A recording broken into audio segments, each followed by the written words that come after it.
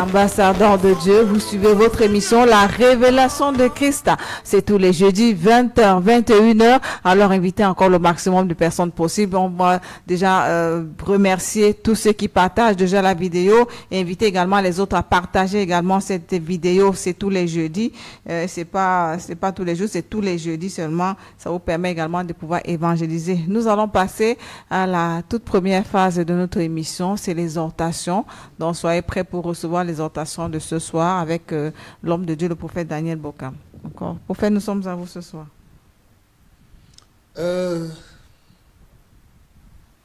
Lorsque je regarde le monde actuel, le contexte actuel dans lequel nous évoluons, nous vivons, j'ai remarqué que nous sommes nés.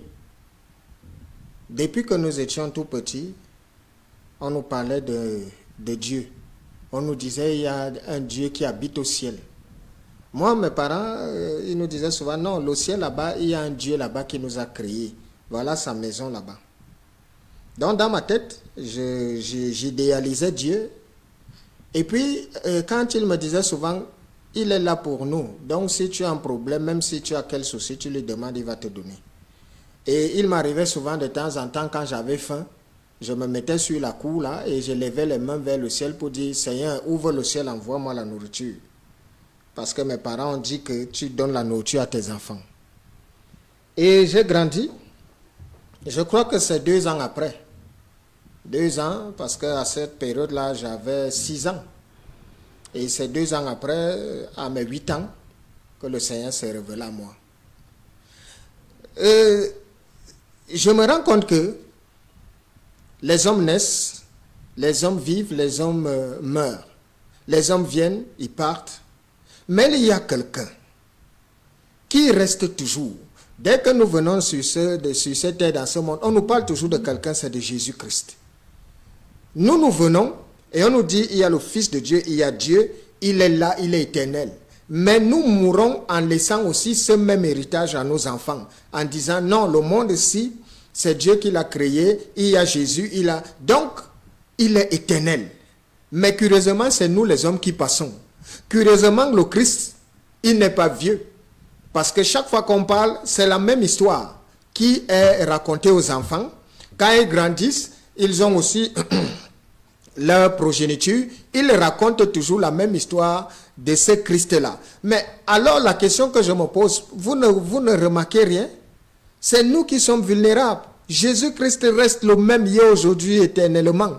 Que vous y croyez ou pas, ça n'entame rien à sa suprématie. Il est Dieu. Cependant, nous avons des soucis. Vous savez, il y a des gens qui sont frustrés dans ce monde. Il y a des gens qui sont exposés à la souffrance. Et dans cette souffrance, tellement ils sont devenus aigris et frustrés à un niveau que, même quand vous leur parlez de Dieu, ils sont grincheux. Sur la plateforme YouTube, par exemple, il y a quelqu'un qui est en train de s'acharner sur moi depuis 2 ou 3 jours. Il ne m'insulte pas seul. Il m'insulte moi et le Dieu que je suis en train de prêcher. Il est en colère. Je vous dis, il insulte parce que il est tombé sur un message de moi où j'étais en train d'enseigner le peuple de Dieu sur qui est responsable du mal sur la terre. Et quand il a fini d'écouter cette vidéo, il a piqué une colère pour me dire que jamais je ne dise plus que c'est les hommes qui sont responsables de ce qui les arrive. Il y a un machin de Dieu. C'est lui, le criminel et le cruel, qui vient mettre les gens en difficulté et tout. Donc, je lui ai dit, bien-aimé, je comprends ta douleur, je te comprends parfaitement. Je sais ce que tu ressens. Mais laisse-moi te dire que ce Dieu-là, si tu ne le connais pas, tu vas le juger, tu vas passer à côté de quelque chose.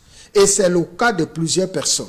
Pourquoi? Parce que des gens ont idéalisé, des gens ont reçu soit peut-être des enseignements, soit ils ont grandi dans une nature, on leur fait comprendre qu'il y a un combat entre Dieu et le diable. D'aucuns savent que le bien c'est pour Dieu, le mal c'est le diable. Mais ce que les gens ne savent pas, en fait, c'est que il n'existe et il n'y a jamais eu un combat entre Dieu et le diable. Ce monde-ci n'est pas en train d'être disputé entre Dieu et le diable. Qu'est-ce qui se passe? Deutéronome 28. Et à partir du jardin d'Éden, Dieu a été clair. C'est pour cela que je ne cesse de dire aux uns et aux autres, il faut méditer les Saintes Écritures. Dieu a tout mis là-dedans. Malgré que des gens ont essayé, parce que oui, ces Saintes Écritures que vous voyez, c'est pas complet. Des gens ont dissimulé certaines choses. Mais comme Dieu est souverain, aujourd'hui par la révélation, c'est que des uns et des autres ont cru ou ont pensé pouvoir dissimuler et en train de ressortir par révélation. Pour vous dire qu'on ne joue pas avec Dieu. Quitte à vous de croire ou de ne pas y croire, mais moi je vous dis, Dieu est réel. Et il est le maître de toutes choses. Mais si tu n'as pas compris pourquoi, le pourquoi, parce que à chacun de nous, s'il était donné à quelqu'un de se placer devant Dieu, même pour 1 minute, je sais que tu as beaucoup de questions à lui poser. Je sais que tu as tellement de frustrations que tu voudrais lui demander, Seigneur, pourquoi? Pourquoi? Parce que tu vas dire, tu as dit que tu es bon. Mais pourquoi tant de souffrance? Pourquoi est-ce qu'on a l'impression que c'est ceux qui ne servent pas Dieu qui sont prospères? Pourquoi est-ce qu'on a l'impression que dès qu'on commence à servir Dieu, c'est là où tout commence à aller de mal en pis dans nos vies? Il y a même plusieurs personnes qui regrettent d'avoir servi Dieu. D'aucuns même qui n'ont pas une foi solide ressortent souvent. Vous n'avez pas encore vu des gens qui sont entrés dans Dieu et sont ressortis, on dit non, je préfère de grâce. Il y a un célèbre chante par là, un chante de l'Éternel, qui aujourd'hui est devenu transgenre. Très célèbre dans le monde. Il y a beaucoup de pasteurs, de prophètes qui sont entrés dans l'œuvre de Dieu, qui sont ressortis. Pourquoi? Parce que lorsque tu regardes le monde, il y a des frustrations. Et beaucoup de personnes sont dans une logique et se sont consolées avec le message qui leur a été dit. Non, sur la terre, la terre appartient au diable. Par conséquent, ne vous inquiétez pas, parce que sur la terre, ceux qui sont riches, c'est les enfants du diable. Les enfants de Dieu ne peuvent pas être riches sur la terre, car nous avons un héritage que le Christ nous a préparé pour l'avènement et pour le jugement. C'est pour cela que vous voyez que c'est les enfants du diable qui sont prospères sur la terre, parce que la terre, en fait, appartient au diable. Ça, c'est la compréhension de plusieurs. Mais je voudrais te dire ce jour que Dieu a tout mis dans les Saintes Écritures. Dans les Saintes Écritures, il y a la volonté de Dieu pour les hommes. Nous n'avons pas le plan de Dieu, parce que le plan de Dieu, c'est ce qu'il a caché à tous les hommes. C'est-à-dire, ton lendemain, jamais tu ne sais quand, comment Dieu travaillera ou comment il se révélera. Mais sa volonté pour les hommes, il l'a laissé dans les Saintes Écritures. Pourquoi? Parce que la volonté de Dieu pour chacun de nous, c'est que nous soyons heureux sur la terre. C'est que nous prospérions. Et il a été clair et formel là-dedans. Lorsque vous me servirez, parce que pour être bien sur la terre, c'est-à-dire quoi? Parce qu'avec Dieu, quand il parle de bien, la première chose que tu dois voir toujours les épreuves. Dieu suscite toujours des épreuves dans la vie de tous ses enfants. Sans les épreuves, tu n'auras jamais de bénédiction. Sans épreuve, il n'y a pas de bénédiction pour toi. C'est un peu comme une histoire de... Sans la pluie, vous ne récolterez jamais rien. C'est la pluie qui fait en sorte que nous puissions récolter. Parce que tu peux s'aimer, mais tu n'es pas sûr de récolter. Plusieurs sont ceux qui sèment. Et à défaut de pluie, les semences meurent. Mais pour que la semence puisse mourir, se régénérer et enfin produire, il faudrait que la pluie puisse l'arroser. Pour qu'un enfant de Dieu soit établi, il faudrait que les épreuves... Pourquoi? Parce que je ne cesse d'expliquer aux gens, les épreuves ont un but précis. Ce n'est pas que tu restes dans l'épreuve. On ne reste pas toute sa vie dans l'épreuve. Les épreuves, c'est pour toujours nous permettre de grandir. C'est dans l'épreuve qu'on apprend à connaître Dieu. Et c'est dans l'épreuve que Dieu te parlera. Parce que Dieu nous parle d'une façon ou d'une autre sans que nous ne prêtions attention. Et c'est pour cela qu'il peut s'avérer que Dieu ne fait que te parler depuis. Il y a des uns à qui Dieu parle dans les songes. S'il te parle au travers des songes, tu n'écoutes pas. Il va te parler au travers de ton prochain. Si au travers de ton prochain, tu n'écoutes pas, il va te parler au travers de la maladie. Il va susciter une maladie dans ta vie. Dans cette maladie, tu vas écouter la voix de Dieu. Si tu es toujours rebelle, il va susciter une épreuve. C'est pour cela que vous verrez des fois, Dieu va t'envoyer en prison. alors que tu es innocent, dans une situation que tu ne sais pas, tu te retrouves en prison. Chaque épreuve qui se place devant toi, la première question, ne dis pas je suis innocent. Dis toujours à Dieu, qu'est-ce que tu veux me passer comme message? Parce que des épreuves, c'est des messages que Dieu nous passe. Et nous ne sommes pas appelés à demeurer dans l'épreuve. Mais il y a quelque chose aussi à côté de l'épreuve qui est la souffrance. La souffrance, c'est la désobéissance de l'homme. Et c'est l'homme qui provoque la souffrance dans sa vie. C'est pour cela que tu peux mourir dans la souffrance. Mais dans l'épreuve, on ne meurt pas dans l'épreuve. Parce que les épreuves, c'est pour un temps. Mais la souffrance, parce que nous sommes désobéissants, parce que nous ne servons pas Dieu, parce que nous sommes rebelles à sa parole et à sa voix, alors vous verrez des gens qui naissent, on te dit que celui-là est né dans la précarité, il meurt dans la misère. Tu vois quelqu'un, il souffre dans la maladie. Tu vois quelqu'un, il meurt comme s'il était un animal. Pourquoi? Alors, avant de se poser ou de souvent incriminer le diable, sachez que le diable ne met aucune épreuve dans ta vie. C'est Dieu qui suscite les épreuves. Et dans les épreuves, Dieu a toujours un message qui nous parle et qui nous passe. Dans la souffrance, nous sommes responsables de ce qui nous arrive. Pourquoi? Parce que Dieu a été clair. Il nous donne un choix entre la vie et la mort. La vie symbolise de le servir. La mort signifie de le désobéir. Toute personne qui ne sait pas Dieu se retrouvera toujours en difficulté. Toute personne qui sait Dieu se retrouvera en difficulté, mais sortira toujours de cette difficulté. C'est ça la différence. C'est pour ça que nous sommes enfants de Dieu. Ceci étant, j'aime toujours à le dire. Qu'est-ce que nous faisons? Qu'est-ce que je fais par exemple là? Est-ce que je n'ai rien d'autre à faire? Je ne cesse de vous dire, si je suis ici, c'est parce que le Dieu réel, il y a plusieurs qui viennent au nom de Dieu. Il y a plusieurs qui te parlent de Dieu, mais qui ne sont pas connus ou envoyés de Dieu. Mais cependant, je suis ici pour te rassurer et te dire, ce par quoi tu passes n'est qu'un détail. Rien n'est impossible à Dieu. Si tu vois Dieu est silencieux dans ta vie, c'est parce que tu ne lui fais pas plaisir. C'est parce qu'il ne se retrouve pas dans ta vie, dans tes projets. Pour cela, donc, il est silencieux.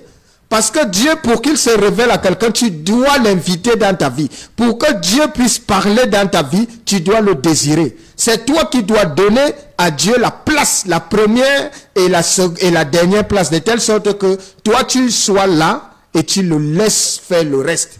Tu ne peux pas être en train de vouloir aider Dieu, en train de vouloir faire à la place de Dieu.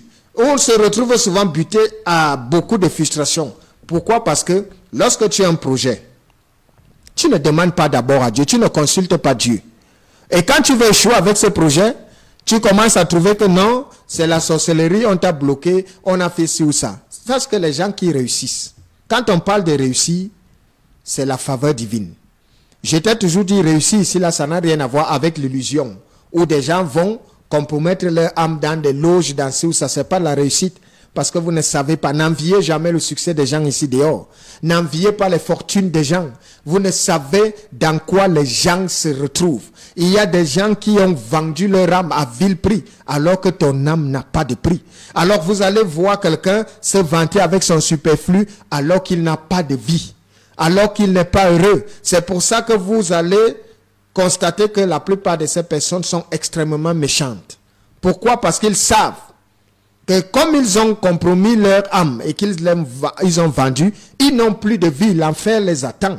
Alors quand ils te voient, toi, qui n'as pas vendu ton âme, il ne peut pas te donner. Parce que si tu veux qu'il marche avec toi, il faudrait aussi que tu fasses comme lui.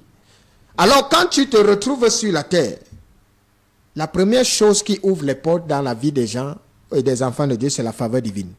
C'est le Saint-Esprit. Vous avez déjà vu quand le Saint-Esprit est dans la vie de quelqu'un, quand tu arrives quelque part, les portes s'ouvrent seules. Peu importe l'endroit où tu es, si c'est un endroit de ténèbres, ta présence engendre la lumière. Amen. C'est parce que c'est pour ça que nous devons servir Dieu. Pour être des sources de bénédiction dans nos familles, pour nos semblables. Quel que soit l'endroit où nous sommes, on doit ressentir la présence divine. On doit ressentir la bénédiction de Dieu. On doit ressentir Dieu à nous. On le voit. Parce que Dieu, il s'occupe de ses enfants. Alors si Dieu ne s'occupe pas de toi, si tu pries, Dieu ne t'entend pas, pourquoi tu vas te plaindre? Alors qu'au fond de toi, tu sais que tu n'as aucune relation avec lui. Depuis quand tu as vu un parent bénir un enfant, alors qu'il est mécontent de cet enfant. Pour que Dieu te bénisse, tu dois d'abord faire de lui le centre de ta vie. Amen. Si tu ne l'invites pas, il n'entrera pas dans ta vie par force. Alors, toi, tu es là, tu n'as pas envie d'avoir une relation personnelle avec Dieu. Tu as envie juste des prophéties, tu veux des miracles, tu veux qu'on te dise, non, je te vois devenir grand demain, non, je te vois être comme ça. Et là, tu cries Amen. Mais ce que tu ne sais pas, il y avait un auditeur qui m'avait contacté une fois, et il m'a dit, prophète, j'aimerais que vous priez pour moi car je voudrais avoir la vie et la bénédiction de Joseph. Je lui ai dit, ah bon, tu vas avoir la vie de Joseph? Il me dit, oui, prophète, je voudrais avoir la bénédiction de Joseph. Je voudrais avoir la vie de Joseph, que Dieu me donne la vie de Joseph. Et je lui ai dit, d'accord, sache que tu vas faire 12 ans de prison. Et après ces 12 ans de prison, on verra dans le reste. Et il a coupé son téléphone jusqu'aujourd'hui. Pourquoi? Parce qu'il venait pour avoir la bénédiction de Joseph. Mais avant que Joseph ne soit béni, Joseph est passé par tant d'épreuves. Ne cherche jamais la facilité en Jésus-Christ, car rien n'est facile. Le Christ a porté sa croix. Faites attention. Alors que le Seigneur te bénisse et que sa grâce soit répandue dans ta vie maintenant pour des siècles et des siècles. Amen. Amen, amen. Merci pour cette exhortation. Alors, j'espère que vous avez été bénis. On va, avant de pouvoir prendre la deuxième articulation qui est le message de ce soir, je rappelle que les contacts, si vous avez une question à poser par rapport à l'exhortation, par rapport à ce que vous avez suivi, c'est le 691 62 98 33, 691 62 98 33 ou le 675 48 13 79, 675 48 13 79. On va souffler encore en musique. Voilà, on souffle la musique et on revient pour le message de ce soir.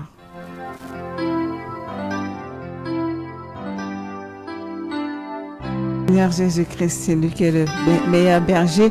Vous suivez votre émission La Révélation de Christ.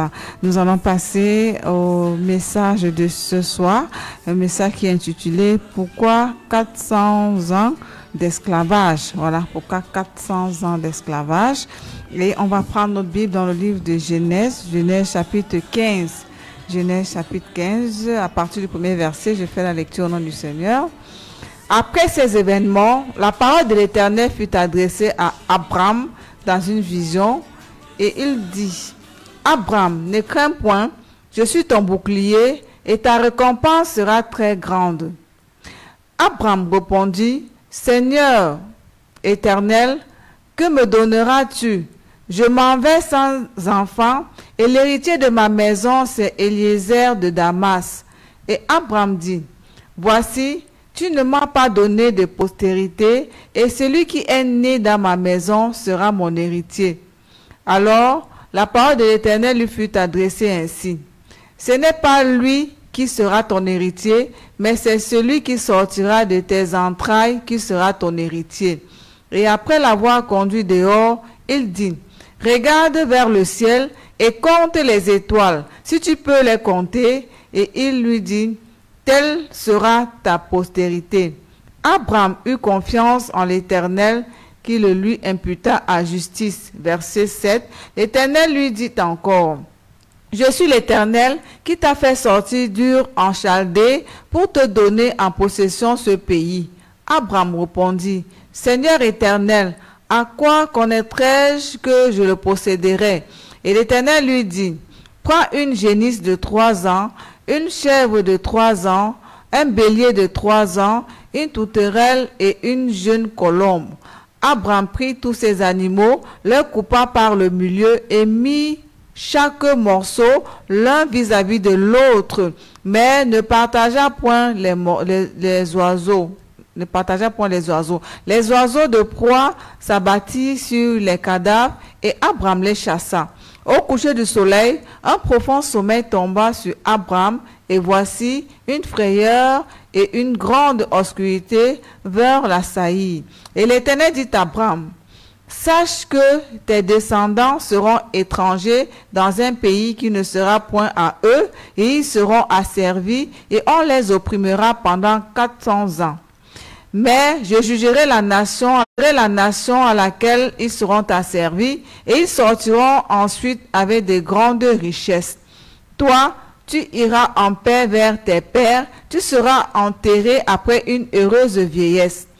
À la 4e génération, ils reviendront ici, car l'iniquité des Amoréens n'est pas encore à son comble. Quand le soleil fut couché, il eut une obscurité profonde, et voici ce fut une fournaise fumante, et des flammes passèrent entre les animaux partagés.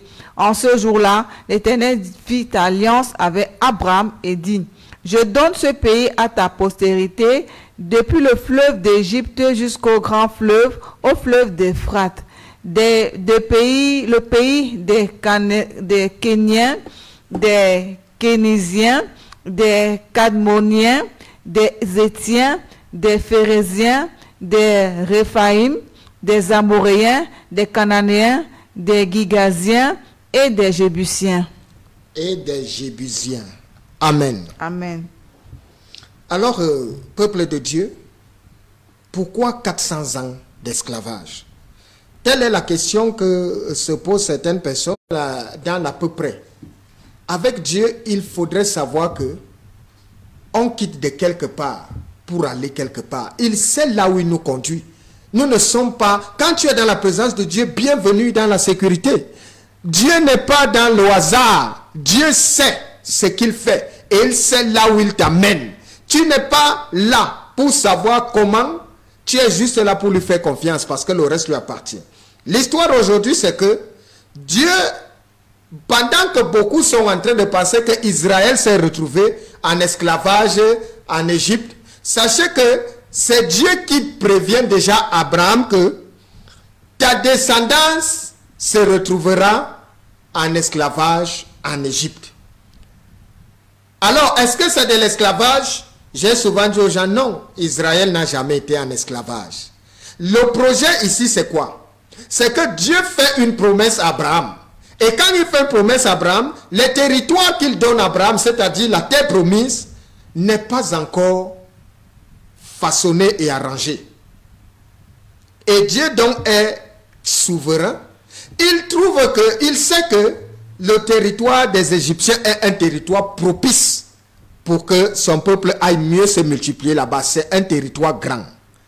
Or, qui fait entrer Israël en Égypte? Ce n'est pas Dieu. C'est Dieu qui a envoyé Joseph là-bas. Et c'est Joseph qui fit venir Jacob. Et tous ils étaient entrés au nombre de 70 ou 71. Toute la famille. Et ils sont allés se multiplier là-bas. Pourquoi? Parce que c'est Dieu qui les a menés là-bas. Et après, donc, ils ont commencé à se multiplier selon le plan de Dieu. Parce que c'était ça, la volonté de Dieu. Mais cependant, ils savaient qu'il y avait une promesse de Dieu dans leur vie. Amen. Ils savaient. C'est pour cela que même quand ils mouraient, ils retransmettaient cette même promesse. Et c'est cette promesse qui les faisait tenir. Or, ils disaient toujours à leur progéniture, nos dieux de nos pères nous avaient fait une promesse qu'il reviendra nous chercher et nous sortirons d'ici un jour, car il suscitera un libérateur. Et c'est à la tête de ce libérateur que le peuple d'Israël tenait. Pourquoi? Parce que le peuple d'Israël a commis une erreur. L'erreur que le peuple d'Israël a commise, c'était que ils ont cru à la promesse. Ils avaient la promesse que le libérateur viendra les délivrer de là. Ça, ils y croyaient. Et c'est même quand c'est arrivé, ils sont sortis avec joie. Mais Dieu ne les avait pas dit qu'après les avoir fait sortir d'Israël, il les laissera là. Il les amenait où? Dans un pays où coule le lait et le miel. Et dans ce pays, donc, Dieu, quand il les a menés, donc, là où coule le lait et le miel, ils n'ont pas cru à la possession. Et beaucoup de personnes sont dans cette situation. Il y en a qui croient à la promesse, mais au moment de posséder, ils n'y croient pas. Alors, qu'est-ce qui se passe? Quel est le message? Pourquoi 400 ans d'esclavage? 400 ans d'esclavage pour te dire que toi qui es en train de m'écouter, si Dieu ne s'est pas encore révélé à toi, ne te décourage pas. Amen. Ne perds pas courage. Parce que pendant que Dieu, tu as l'impression que Dieu ne te regarde pas, Dieu travaille dans le silence. Les 400 ans qu'Israël faisait là-bas en Égypte, Ils ne savaient pas que Dieu était en train de travailler dans le silence. Pourquoi? Parce qu'il les a dit, je vous conduis à la terre où coule le lait et le miel. Alors, les territoires que nous avons cités, c'est le territoire, le pays des Kéniens, des Kénésiens, des Cadmoniens, des Essiens, des Phérésiens. Donc, tous ces territoires, Dieu sait que c'est un territoire propice pour que son peuple puisse le posséder. Mais il ne coule pas encore le lait et le miel. Qu'est-ce que Dieu fait? Dieu donc va susciter les géants, les fils d'Anak. Parce que pour entretenir ce territoire, il fallait des géants. Et c'est les géants qui ont donc commencé à développer la Canaan. Ils ont commencé à travailler. Et ils ont travaillé pendant 400 ans pour que la Canaan devienne un pays où coulait le lait et le miel.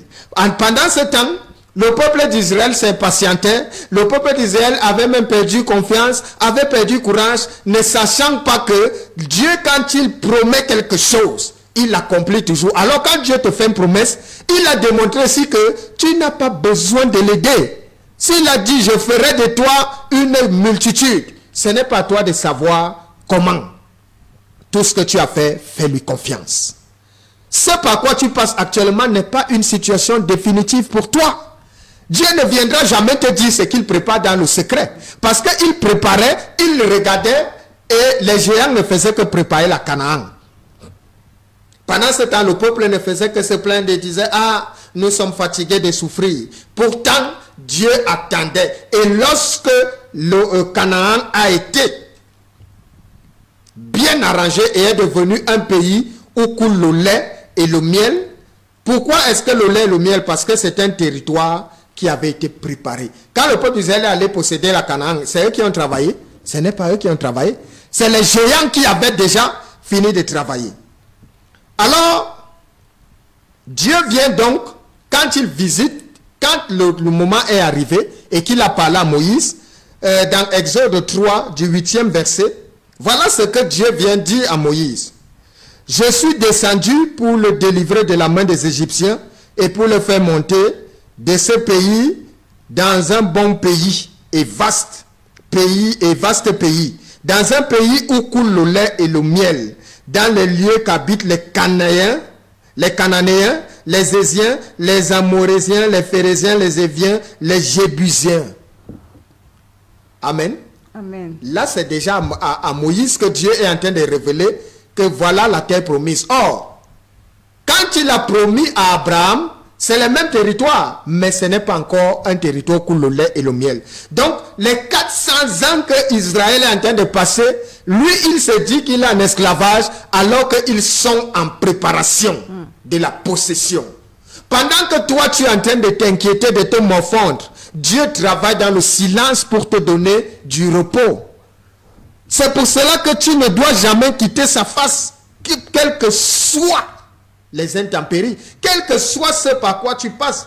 Alors, il y en a qui ne comprennent toujours pas. Parce que beaucoup disent souvent, ah oui, comment savoir que j'ai la bénédiction de Dieu dans ma vie? Oui, pour savoir. Parce que ce n'est pas cette bénédiction, ne s'applique pas à tout le monde. Parce que la promesse n'est pas pour tous. Ceux qui y croient, cette promesse s'applique à leur vie. Dès que tu te mets à croire en Dieu, il déclenche la promesse dans ta vie. Amen. Et la promesse avec Dieu voudrait que, quand Dieu te fait une promesse, ne cherche pas à l'aider. Ne cherche pas à savoir comment. Quand il fera, s'il t'a dit, je te rendrai visite ou je te bénirai, ou je te bénis, la bénédiction est déjà enclenchée. À partir de ce moment, garde la foi. Attends-la. Parce qu'elle s'accomplira. Regardez, Dieu a béni Abraham. Dieu lui a dit qu'il sera le père d'une multitude. Mais Dieu ne lui a pas dit qu'il assistera à la multitude. Ça n'a pas été ça. Il lui a simplement dit, et c'est là où l'amitié de Dieu et Abraham a été grande, parce qu'Abraham a cru en ça. Mais cependant, Abraham n'a pas d'enfant. Et sa femme Sarah est stérile. Et elle demande donc à Dieu, mais moi je n'ai pas d'héritier. En principe, si Dieu me dit déjà que je serai le père d'une multitude, la première des choses que je fais, c'est quoi? Je prends une polygamie. Parce que je commence à me dire, d'accord, il faudrait que j'ai de nombreux enfants. Mais Dieu dit non. La bénédiction partira d'un seul, afin de se répandre pour tous. Pour que tu saches que Dieu ne travaille pas dans le nombre. Dieu n'avait pas besoin que Abraham ait plusieurs enfants pour être béni. Dieu n'a besoin que d'Isaac. Alors, beaucoup sont là. Qu'est-ce que tu ne comprends pas? Si tu ne fais pas confiance à ce Dieu, tu n'auras rien de lui. Parce que lorsque tu regardes, rien ne va dans ta vie. Il y a deux façons, où il y a deux situations qui arrivent aux hommes sur la terre. Premièrement, il y a une catégorie de personnes qui souffrent ou qui se retrouvent dans les épreuves sans que Dieu ne soit leur partage. Sache que si tu es dans des épreuves et des tourments aujourd'hui, et que ce n'est pas le Seigneur Jésus-Christ qui est le centre de ta vie, lorsque tu décideras de servir le Christ, tu recommenceras. Yes. Ça doit faire peur aux gens d'entendre des choses comme ça. Oui. Tu recommenceras, pourquoi? Parce que chaque épreuve que Dieu suscite dans ta vie, c'est une leçon qu'il te donne. Les épreuves que Dieu met sur la route de ses enfants, c'est des enseignements. Ce n'est pas pour rien. Dieu ne met pas des épreuves dans nos vies pour rien. Alors, si tu n'es pas à son service, tu ne comprendras pas le pourquoi il a suscité ça ou ça. Cependant, quand tu es connecté à son partage, ne cherche pas à aider Dieu. On n'aide pas Dieu. Dieu a dit, vous posséderez le pays. Vous serez bénis et je vous donne un pays où coule le lait et le miel. Pendant que Dieu disait ça à Abraham, ce pays n'existait pas encore. Mais Dieu ne fait pas de magie. Il faut travailler. Ce pays, la Canaan, était une terre quelconque. Alors tu ne connais pas les voies de Dieu, c'est tellement insondable. Pendant que Dieu était silencieux, le peuple d'Israël pensait que Dieu ne travaillait pas. Dieu travaille toujours dans le silence. C'est pour cela que toi qui es là, qui m'écoutes tous les jours, ne t'effraie plus et n'aie plus peur. C'est dur aujourd'hui. Lorsque tu regardes autour de toi, il n'y a pas d'issue. Fais confiance à Dieu. Amen. Lui seul est capable de te sortir de l'eau du rocher. Lui seul est capable. Ce n'est que Dieu seul. Alors, 400 ans d'esclavage, ce n'était pas 400 ans d'esclavage, c'est 400 ans de préparation et d'attente. Pourquoi? Parce que quand on est esclave, on ne peut pas sortir de là et devenir très riche. Or, Israël a appauvri l'Égypte en sortant de là. Donc, ils ont été payés pour toutes les années qu'ils étaient là-bas en attente. Pendant que Dieu travaillait dans le secret pour eux, pendant que Dieu fait une préparation pour toi, toi, tu dois lui faire confiance. Tu dois rester et faire confiance à sa parole, car Dieu accomplit toujours sa promesse. Amen. Il n'est pas un homme pour mentir. C'est pour ça que nous devons servir ce Dieu. C'est pour ça que nous devons le mettre à l'épreuve. Il dit, mettez-moi à l'épreuve. Quand Dieu a une promesse, il te fait une promesse, reste, sois patient. Le problème avec nous les hommes, c'est que nous manquons tellement, nous sommes tellement impatients. Et nous voulons à des moments donnés aider Dieu. Vous voyez que Abraham a voulu aider Dieu. Et ça a engendré la conséquence que ça engendre aujourd'hui. Pourquoi Dieu lui a fait une promesse et lui a dit, c'est Sarah qui sera la mère de cet enfant. Mais Sarah est stérile. Mais est-ce que Dieu, quand il fait cette promesse, il ne sait pas qui a rendu Sarah stérile? C'est Dieu. C'est pour que nous comprenions exactement avec qui nous traitons. Nous traitons avec le Créateur. Nous traitons avec le suprême. Alors pourquoi est-ce que tu vas encore balader des regards inquiets alors que Dieu est dans ta vie? Pourquoi est-ce que tu as peur? Pourquoi est-ce que tu es inquiet? Tu t'inquiètes de quoi? Tu ne peux pas aider Dieu. Je te dis déjà, ne réfléchis pas pour Dieu. Ne fais pas s'il t'a dit attends, reste, attends. Peu importe ce que tu vois, attends. Parce que dans l'attente là, tu n'es pas seul, Dieu est là. Et pendant qu'il est là, il t'écoute, mais il est en train de travailler dans le silence pour toi. Amen. Parce qu'il y a des bénédictions que Dieu ne peut pas te donner maintenant. Puisque tu n'es pas prêt, il faudrait d'abord qu'il puisse bien te préparer, afin que lorsque la bénédiction viendra à toi, que tu sois à la dimension de la réception. Or, toi, dès que tu restes là, tu vois, tu commences à t'inquiéter. Tu dis que tu es enfant de Dieu. Tout enfant de Dieu fait confiance à Dieu. Je fais confiance à Dieu parce que je sais que c'est lui qui a créé toutes choses. Vous avez déjà vu quand Dieu a décidé que quelqu'un va mourir? Qu'est-ce qui se passe toujours? Quelqu'un est déjà venu s'interposer quand Dieu a dit que tu vas mourir? Personne. Mais vous avez déjà vu quand les hommes ou que le monde des ténèbres a décidé que quelqu'un va mourir et que Dieu a dit que ça ne se passera pas? Qu'est-ce qui se passe toujours? Si Dieu a dit que tu ne meurs pas, tu ne peux pas mourir. Comme pour dire que toute personne qui vient et qui a recours à Dieu est au bon endroit. Tu es en sécurité devant la présence de Dieu. Et lorsque tu es en sécurité, Dieu s'occupera toujours de toi. Dieu s'occupe de ses enfants. Tu n'as pas à savoir, parce que Dieu ne te dira pas comment. Tu n'as pas à t'inquiéter ou à balader des regards inquiets. Fais-lui confiance. Aussi longtemps que Dieu t'a fait une promesse, si tu vois le temps passe, reste confiant. Parce que tôt ou tard, Dieu viendra te chercher. Amen. 400 ans, c'était le temps pour que tous les territoires des Jébusiens, des Cananéens, des Éphrésiens, tout ça puisse être prêt. Pendant que les autres pensaient qu'ils étaient en esclavage, Dieu, lui, il était en préparation. Et dès que les géants ont fini de construire, Dieu a fait sortir son peuple de là. Et il les a donné le territoire. Mais cependant, qu'est-ce qui a dérangé, c'est que le peuple d'Israël a eu confiance en la promesse, mais n'a pas eu confiance en la possession.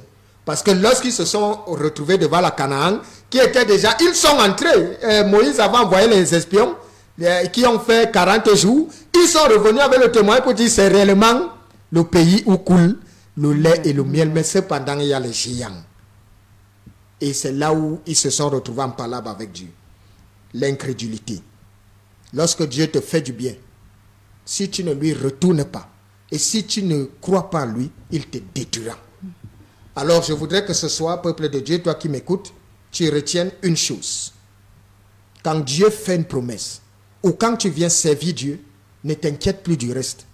Que tu dormes affamé aujourd'hui, que tu n'aies pas de travail aujourd'hui, que tu n'aies pas de mariage, que des gens se moquent de toi quand tu t'humilies, ne t'inquiète pas, tu es au bon endroit. Amen. Le Seigneur sait que tu as besoin de tout cela.